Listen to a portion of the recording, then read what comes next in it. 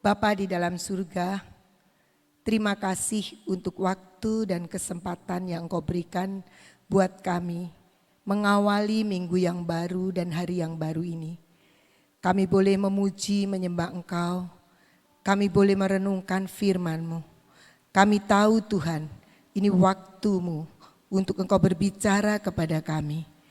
Turunkan atas kami hikmat wahyu dan pengertian. Turunkan atas kami Tuhan, pekerjaan dan karya roh-Mu yang akan menyingkapkan setiap rahasia daripada firman-Mu. Terima kasih Bapa, kami menyerahkan waktu ini ke dalam tangan-Mu.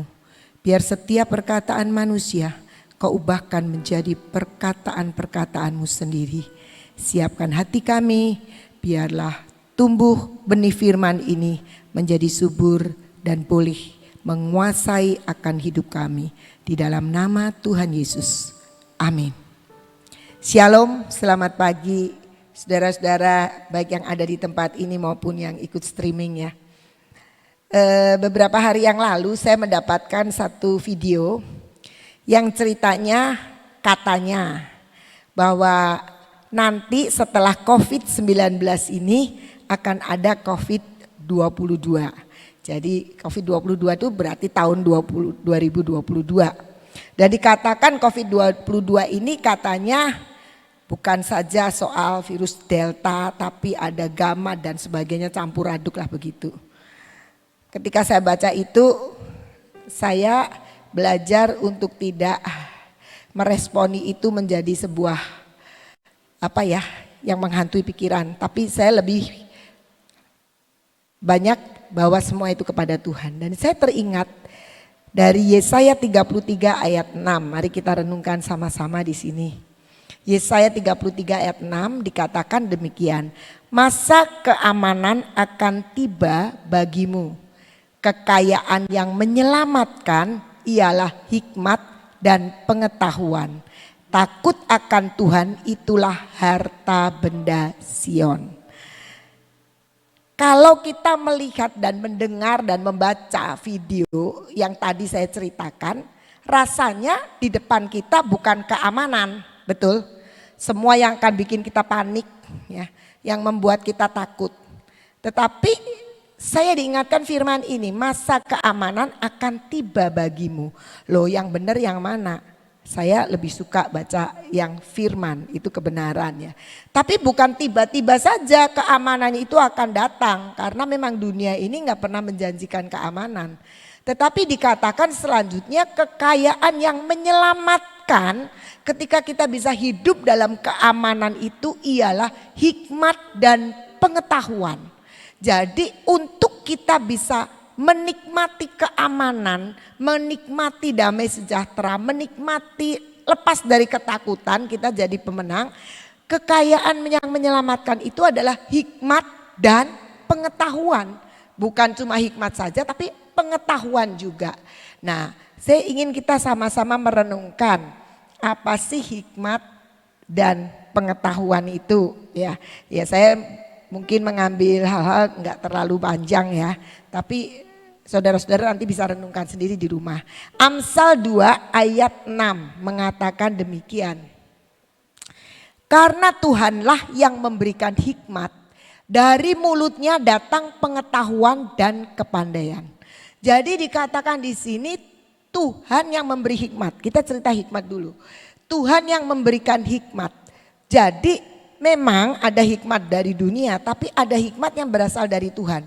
Dan dikatakan tadi bahwa kekayaan yang menyelamatkan itu adalah hikmat. Dan hikmat itu apa? Hikmat yang diberikan oleh Tuhan. Nah, di dalam Ayub 28 ayat 28 bagian A dikatakan demikian. Ayub 28 ayat 28. Bukan ayat 2, 28.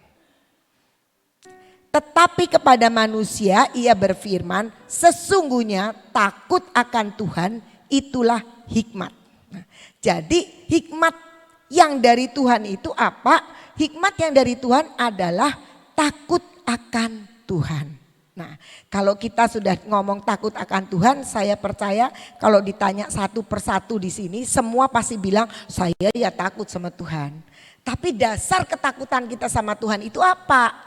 Takut dihukum, takut nggak diberkati, takut dimarahin, takut yang begitu tuh biasanya itu yang mendasari kita. Tetapi takut akan Tuhan yang seperti apa sebenarnya yang Tuhan mau, yaitu takut yang sebenarnya itu yang mengindahkan Tuhan. Mengindahkan Tuhan dan memilih Tuhan lebih dari yang lain. Itu takut Tuhan. Jadi mengindahkan Tuhan itu peduli terhadap apa yang Tuhan mau gitu ya.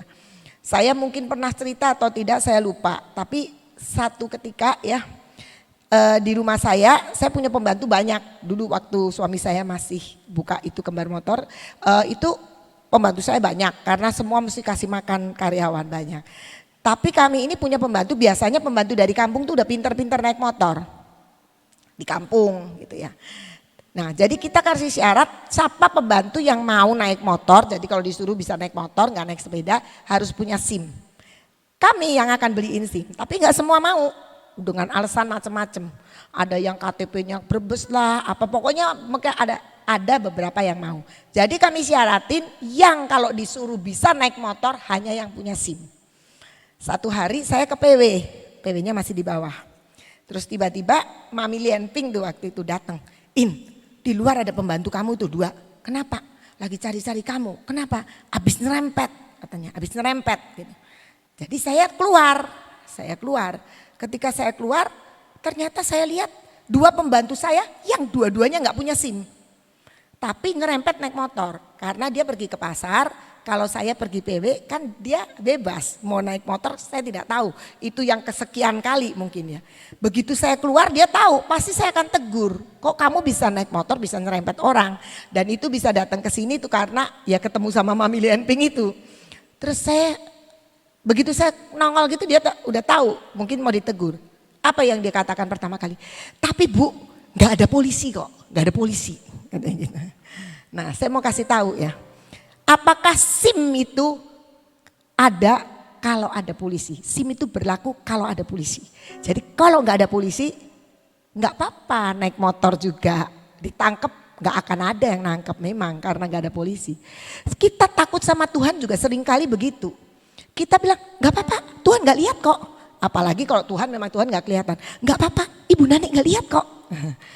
Ibu Ina gak lihat kok. Gak apa-apa aman-aman aja. Nah apakah takut Tuhan itu seperti itu? Takut Tuhan adalah ketika kita memilih Tuhan lebih dari segalanya. Ketika kita menghadirkan Tuhan dalam hidup kita. Jadi contohnya aja yang simple aja. Saya sering pakai contoh ini. Lalu lintas. Di situ tuh setiap hari kan saya lewat ke Sambi. Ke situ, ke Sambi, ke kiri. Di situ ada lampu traffic light ya. Terus ada tulisannya. Yang belok kiri ikuti rambu-rambu lalu lintas. Nah seringkali itu memang beda sih cuma berapa detik ya. Masih merah gak ada polisi kok langsung. Kan di sini gak ada kamera langsung. Atau kita ikuti rambu-rambu lalu lintas. Ada polisi gak ada polisi. Ada kamera nggak ada kamera, kita tetap harus berhenti. Nah itu takut akan Tuhan. Itu seperti itu. Kita hidup dalam kebenaran Tuhan, ada konsekuensi nggak ada konsekuensinya, kita tetap nurut dan taat. Itu sebuah kebenaran. Jangan kalau nggak apa-apa itu yang di depan saya juga nabras aja nggak apa-apa kok. Saya juga ikut nabras. Nah itu bukan hidup yang takut Tuhan. Jadi hidup takut Tuhan adalah kita mengindahkan Tuhan ketika mungkin Tuhan tidak secara langsung bicara lewat itu. Di Alkitab gak ada soal rambu-rambu lalu lintas, percayalah. Memang tidak ada. Tapi sekarang kita akan lihat bahwa hidup takut Tuhan itu adalah kekayaan yang menyelamatkan. Ketika kita mau hidup yang tadi dikatakan masa keamanan akan tiba, yaitu kalau kita punya senjata hikmat takut akan Tuhan. Jadi kita bisa lihat bagaimana hidup kita penuh hikmat. Hikmat itu datangnya cuma dari Tuhan. Hikmat dunia banyak, bisa kasih tahu, oh udah nggak apa-apa begini, hikmat dari Tuhan. Biasanya kalau orang percaya itu kan kalau nggak ekstrem kiri, ekstrem kanan. Kalau ekstrem kiri doa melulu ya. Wis pokoknya nanti Tuhan pasti berkati. Kalau saya rajin berdoa, doa nanti pasti Tuhan sayang saya. Itu hamba Tuhan ada yang ngomong kan. Kita berdoa ditambah 3 jam, 5 jam, 10 jam. Kasih Tuhan tidak berubah. Kenapa? Karena memang dia adalah kasih. Dia sudah mengasihi kita. Jadi kasihnya dia sudah pol-polan. Entah kita doa 1 jam, 5 menit ataupun 10 jam. Gitu. Kasih Tuhan tidak berubah karena sudah sempurna untuk kita. Nah tapi kita sekarang melihat ada ekstrem satunya lagi. Ekstrem satunya kita kan dikasih akal. Jadi kita yang mesti pikir. Kita kan mesti kasih akal gitu. Nah padahal kadang-kadang Tuhan itu memberikan hal-hal yang tidak masuk akal. Gitu kan. Nah, jadi kita harus tahu bahwa hikmat itu datangnya dari Tuhan, yaitu hidup takut akan Tuhan. Takut akan Tuhan adalah ketika kita memilih Tuhan lebih dari segalanya. Ketika kita milih firman lebih daripada yang lain. Ketika kita mempedulikan Tuhan, ketika kita menghadirkan Tuhan di dalam setiap keputusan-keputusan kita. Nah, sekarang yang kedua, kekayaan yang menyelamatkan adalah pengetahuan. Nah pengetahuan ini penting juga. Tapi ditulis di dalam Amsal 2 ayat 6 kembali lagi. Amsal 2 ayat 6 tadi. Karena Tuhanlah yang memberikan hikmat, dari mulutnya datang pengetahuan. Jadi pengetahuan kita itu akan datang dari mulut Tuhan. Yang keluar dari mulut Tuhan itu apa? Firman. Jadi mari kita bertindak dan dikatakan itu kekayaan yang menyelamatkan, itu firman, perkataan Tuhan yang akan menyelamatkan. Masa keamanan akan tiba bagimu ketika engkau punya senjata pengetahuan yang berasal dari Tuhan. Perkataan Tuhan. Jadi jangan ikut-ikutan. Tapi setiap orang secara pribadi punya akses kepada Tuhan dan kita harus, kalau gitu nggak boleh didoakan orang, boleh didoakan. Tapi bukan berarti bergantung sama seseorang. Kita punya kemampuan, punya kesempatan untuk membuka akses dengan Tuhan. Kalau kita didoakan, semua itu pasti akan ada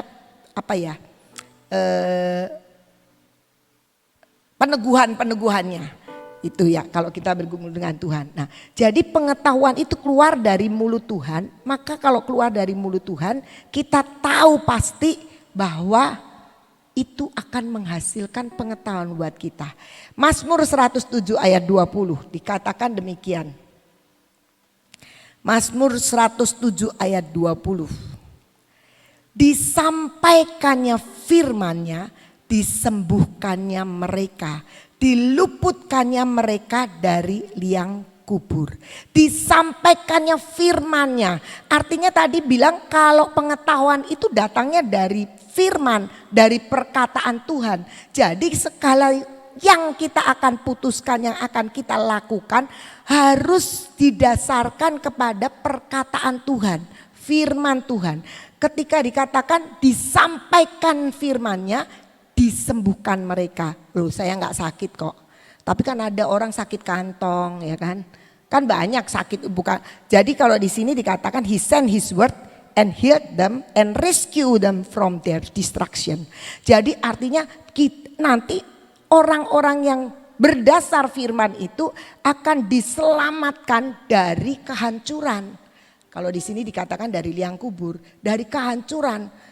Bidang apa saja menurut saya firman itu akan menyembuhkan kita, menyembuhkan ekonomi kita, menyembuhkan kesehatan kita, menyembuhkan keluarga kita. Ketika firman itu disampaikan, maka kita akan diluputkan dari kehancuran. Nah, bukankah itu yang kita harapkan? Kalau sekarang kita dengar berita tahun 2022 nanti ada yang seperti ini, percayalah bahwa hidup kita itu ada akses kepada Tuhan di mana kita bisa hidup mengalami keselamatan karena hikmat dan pengetahuan. Nah, kalau kita buka dari Yesaya 30 ayat 21 ya. Yesaya 30 ayat 21. Dan telingamu akan mendengar perkataan ini dari belakangmu. Inilah jalan, berjalanlah mengikutinya. Entah kamu menganan atau mengiri. Jadi nanti ya ketika kita mencari pengetahuan Tuhan, yaitu firman Tuhan yang keluar dari mulutnya, dia akan membuat telinga kita bisa mendengar. Bukan telinga ini saja, bisa memang ada ya, seperti Ibu Nani kan bisa dengar audible. Tapi mungkin kita tidak bisa dengar audible, tapi telinga rohani kita, telinga nurani kita akan mendengar perkataan Tuhan. Ini loh jalannya, jalan ke sini, jalan ke kanan atau ke kiri, Tuhan bisa tunjukkan. Saya kemarin mendengar khotbah dari HTE ya, Pak Victor menceritakan ada seorang pengusaha resto ya. Nah, kalau saya lihat itu yang sangat bergantung dengan transportasi. Nah, pada waktu terjadi pandemi ini transportasi mandek semua ya. Mandek semua. Nah, dia punya resto itu saya tidak tahu restonya nggak dikatakan di mana, tapi saya membayangkan dari ceritanya restonya itu bukan di tengah kota tapi di tempat transitnya transportasi gitu. Jadi begitu transportasinya itu mandek ya restonya mati. Tapi dia sebagai anak Tuhan dia cari Tuhan. Maka telinganya mendengar beli ruko. Dia telinganya bilang beli ruko. Coba kalau kita pikir di masa pandemi suruh beli aset. Rasanya gak masuk akal ya. Duit aja gak masuk, buka restonya mati, masa sekarang suruh beli ruko, buat apa? Nah tapi dia tahu pengetahuan yang datang dari firman Tuhan itu tidak membawa distraction, tapi tidak membawa kehancuran, tapi akan menuntun langkah hidup kita. Firman-Mu adalah pelita bagi kakiku, terang bagi jalanku. Nah, jadi dia nurut, dia beli ruko agak ke pinggir kota dan Tuhan bilang jual sepeda. Tanya Yong-Yong aja itu yang jual sepeda. Begitu pandemi orang naik sepeda itu banyak sekali ya. Langsung dia jual sepeda.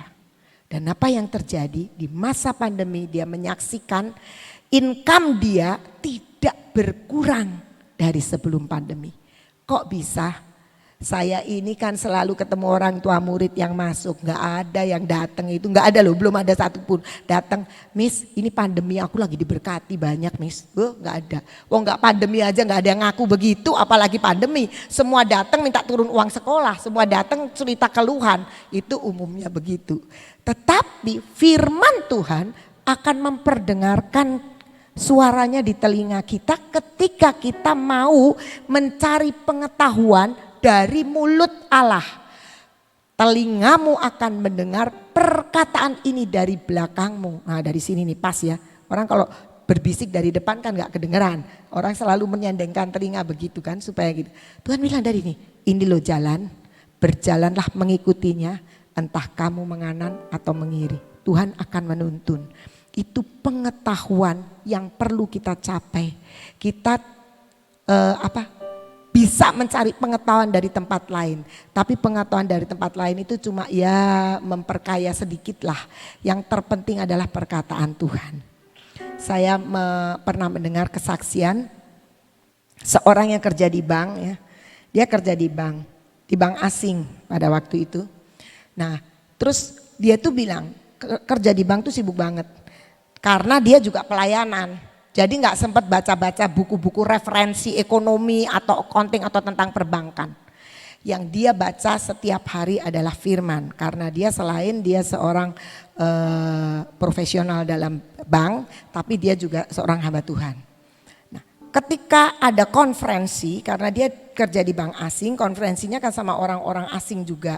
Ketika terjadi konferensi dan selalu ada, itu semua bankir-bankir yang lain yang dari negara-negara lain itu selalu bawa koper isinya buku-buku referensi. Jadi kalau mereka akan memutuskan bersama gitu, mereka akan membuka referensi itu. Nah Dia cerita, saya itu suka kadang-kadang minder loh waktu pertama-pertama. Mereka pada bawa buku nanti dibruk taruh di atas meja. Sedangkan saya ini apa yang mau saya taruh di atas meja? Karena di dalam tas saya bukunya cuma Alkitab, nggak ada apa-apa.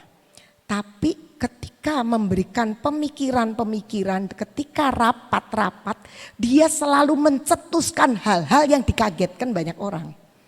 Kok bisa pikiran seperti itu? Kok bisa pikiran itu? Sampai satu ketika ada beberapa orang datang ke kamarnya dia. Biasanya kalau konferensi bank itu kan di hotel gitu ya, di luar negeri. Karena dia bank asing.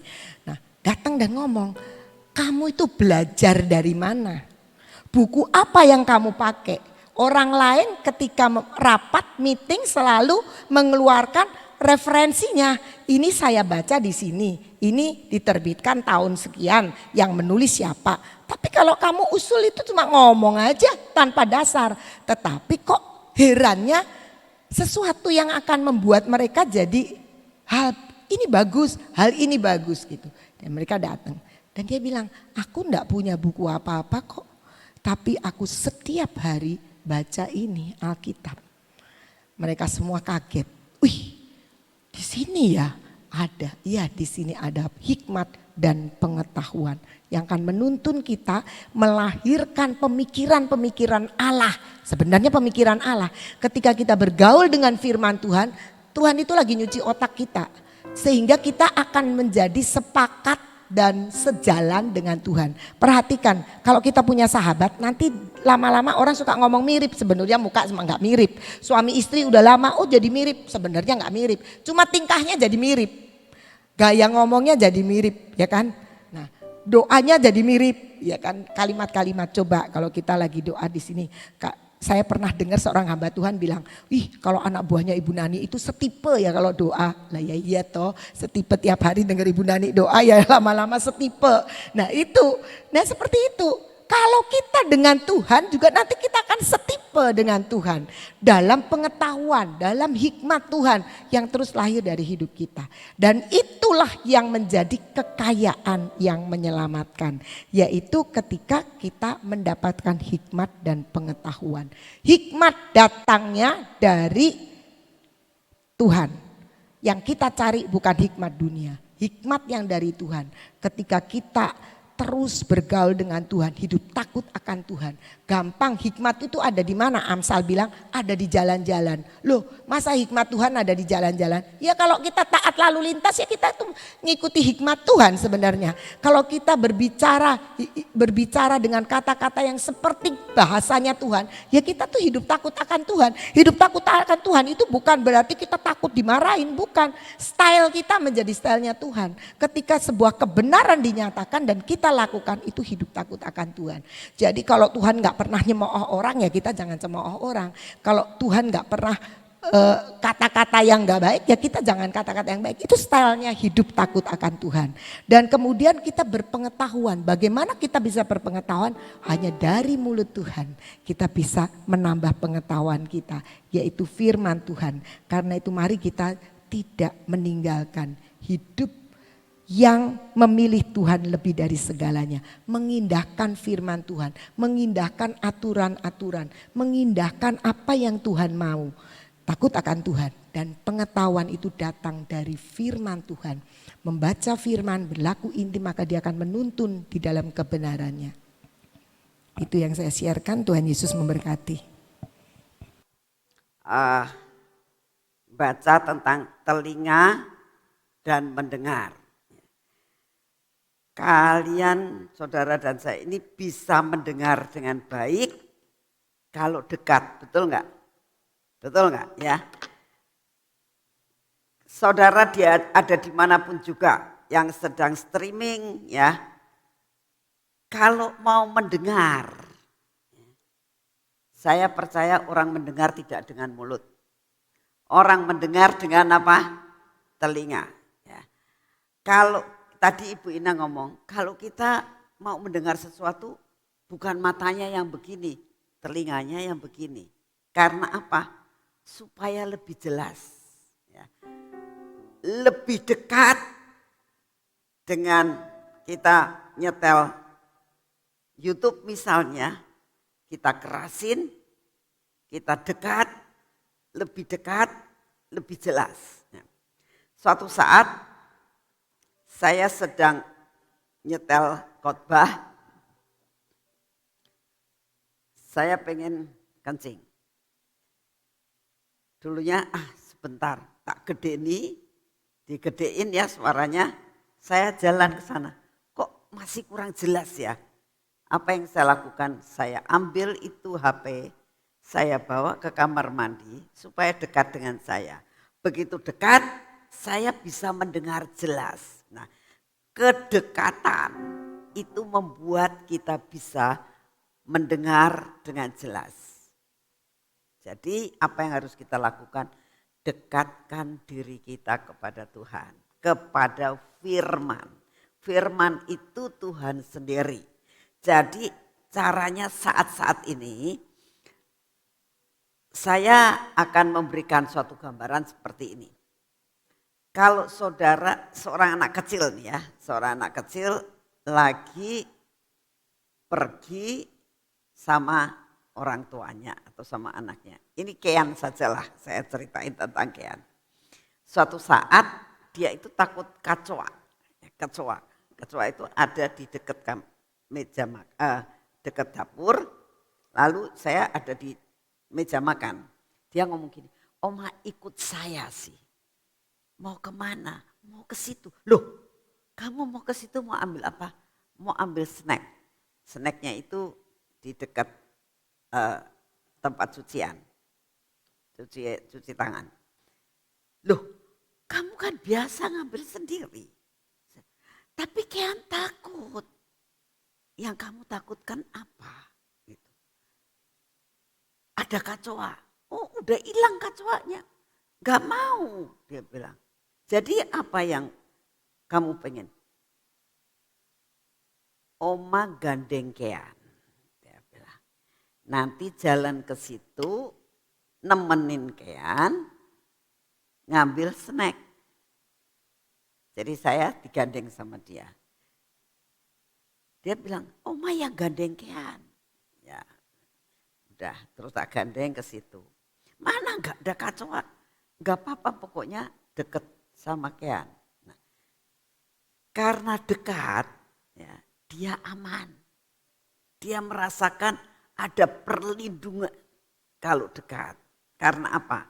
Selalu dikatakan enggak apa-apa, enggak ada kecoa. Nah, dia dengar kan, enggak apa-apa, enggak ada kecoa. Tapi dia persis terus jalan. Dan ada keamanan. Disebabkan karena apa? Ada yang melindungi. Saudara tahu, yang bisa melindungi saudara adalah firman. Jadi saya berdoa dalam menghadapi tahun 5782 ya. Nanti kita 2 minggu lagi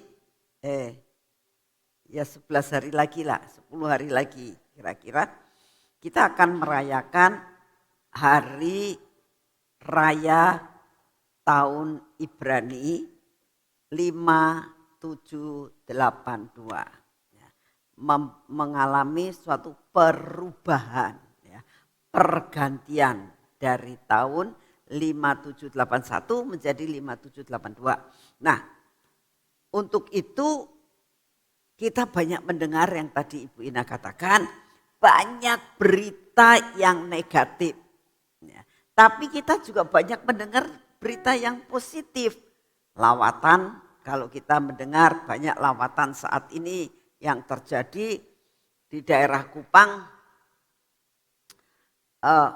terjadi badai, terjadi angin puting beliung, sampai satu gereja itu atapnya hilang, ambruk, tapi bangunannya masih ada, atapnya sudah hilang semuanya karena kebawa angin puting beliung. Nah, jadi mereka bagaimana cara beribadah? Kemarin ada KKR, anak-anak muda, mereka ngadain kebaktiannya di dalam ruangan itu, tapi on air. Jadi benar-benar di ruangan yang terbuka, nggak ada atapnya, tapi mengucap syukur, nggak ada hujan, nggak ada angin. Lawatan luar biasa, sampai yang lumpuh disembuhkan, banyak yang sakit disembuhkan. Tidak tergantung dari keadaan. Masa pandemi tetap mereka cari Tuhan. Jadi kita tahu lawatan ini terus mulai. Lawatan tetap ada. Ada berita yang tidak baik, ada. Nah, caranya bagaimana? Dekatkan diri kepada Tuhan, dengar suaranya, lebih dekat kita lebih jelas suaranya, lebih dekat kita lebih dekat, lebih jelas suaranya. Ya. Seperti misalnya yang cerita Kean tadi, saya bilang, ya udah Oma di sini, kamu jalan ke sana. Gak apa-apa, saya sudah ngomong gitu. Tapi dia gak mau. Oma pegang tangannya Kean. Jalan sama-sama Kean untuk ke sana. Ada ketenangan.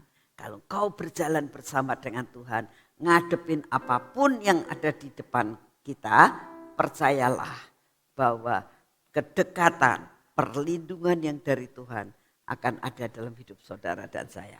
Amin. Yuk kita berdoa. Bapak, kami mengucap syukur untuk selama 1 jam kami boleh mengisi cawan pujian dan penyembahan kami. Kami minta kau sempurnakan pujian dan penyembahan kami Tuhan.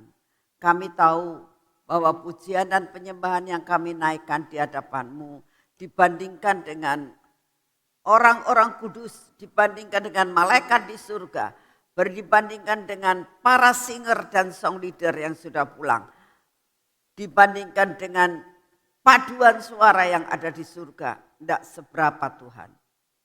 Terlalu amat jauh dibandingkan dengan apa yang ada di surga. Tapi kami bersyukur kepadamu karena engkau masih mau mendengar akan semua yang kami naikkan untuk mengisi cawan pujian dan penyembahan kami dalam cawan pujian dan penyembahan kami yang ada di surga. Biarlah merupakan suatu dupa yang harum di hadapan-Mu. Engkau sempurnakan Tuhan pujian dan penyembahan kami yang tidak sempurna ini. Terima kasih untuk semua dan semuanya. Dan saat ini Tuhan kami datang di hadapan-Mu dalam menghadapi hari-hari di hadapan kami. Terutama dalam tahun Ibrani, tahun penggantian tahun yang akan kami hadapi beberapa hari yang akan datang ini. Kami minta Kau persiapkan Tuhan. Apa yang bakal terjadi kami belum tahu. Kesukaran demi kesukaran apa yang akan kami hadapi kami belum tahu. Tapi satu perkara kami tahu. Buat kami mendengar suara-Mu. Buat kami dekat dengan Engkau. Sehingga kami boleh lebih lagi mendekatkan diri. Sampai kami boleh jelas mendengar apa yang Engkau mau dalam hidup kami. Sehingga kami mengalami keamanan dalam hidup kami. Terima kasih Bapak untuk firman-Mu hari ini. Biarlah benar-benar ini menjadi dasar dalam kehidupan kami sepanjang jalan hidup kami ini. Terima kasih untuk semuanya. Bapak, kami juga berdoa tetap akan bangsa dan negara kami. Kami berdoa Tuhan, apapun yang Kau izinkan terjadi, kami tidak tahu hari ini. Apakah PPKM masih tetap dijalankan atau tidak, kami tidak tahu. Tapi satu perkara kami tahu, kami bersyukur karena kami banyak mendengar bahwa pandemi COVID ini sudah banyak yang sembuh, bahkan korban kematian sangat sedikit. Kami bersyukur Tuhan, ini semua karena kasih karunia-Mu dan semua rekayasa yang daripada-Mu. Terima kasih Tuhan untuk semuanya. Kami tetap menyerahkan semua kebijaksanaan dari pemerintah kami demi kebaikan untuk bangsa dan negara kami. Bapak, saat ini kami berdoa tetap pada Bapak Presiden kami Tuhan. Tolong berikan hikmat, berikan roh kebijaksanaan untuk dapat menyelesaikan tugasnya sampai garis akhir. Terima kasih untuk kasih setia-Mu. Segala puji, hormat dan syukur kami naikkan di hadapan-Mu. Tetap kami mau berdoa Tuhan untuk tahun 5782 selama 1 tahun mendatang. Kami minta di dalam nama-Mu perlindungan yang daripadamu turun atas kami. Buat hati kami, tarik hati kami untuk mendekatkan diri kepadamu. Terima kasih untuk kasih setiamu. Segala puji, hormat dan syukur kami naikkan di hadapan-Mu Tuhan. Karena kami tahu hari pertama dari minggu kami bekerja, Engkau tetap menyertai kami sepanjang hari ini. Di dalam nama Tuhan Yesus. Mari kita masuk dalam pengurapan.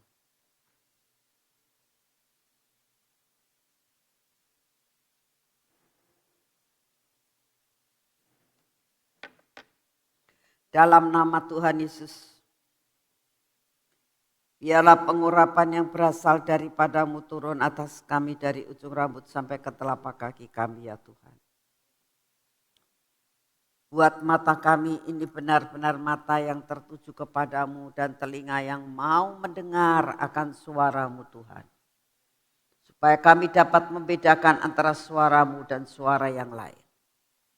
Biarlah mulut kami ini Tuhan benar-benar berbicara tentang apa yang Engkau mau. Hati kami ini ya Tuhan, biarlah tetap melekat kepadamu.